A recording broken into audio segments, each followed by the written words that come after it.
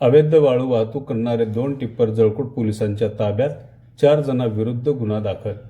लातूर जिल्ह्यातील जळकोट तालुक्यात सध्या शासकीय परवानगी असल्याचे खोट्या पावत्या दाखवून अवैध वाळू वाहतूक करणारे असंख्य टिप्पर दिवसाढवळ्या रोडवर राजरोसपणे सुरू आहेत. 14 मे रोजी रात्रीच्या वेळीला पोलिसांनी जळकोट ते उदगीर जाणाऱ्या राष्ट्रीय महामार्गावर गोंसे येथे रस्त्याच्या कडेला उभ्या असलेल्या वाळूने भरलेल्या 2 टिप्परची झाडाझडती केली असता दोन्ही टिप्परांमध्ये विनापरवाना वाळूची अवैध वाहतूक करत असल्याचे उघड झाले.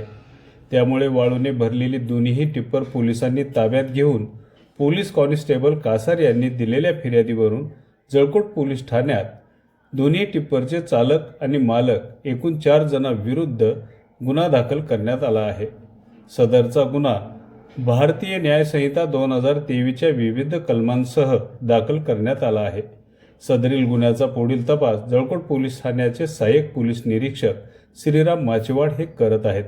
मात्र अशा एखाद्या कारवाईमुळे खरंच अवैध वाळू वाहतूक करणाऱ्या टिप्पर माफियांना आळा बसेल का, हे पाहणं मात्र महत्त्वाचं असणार आहे.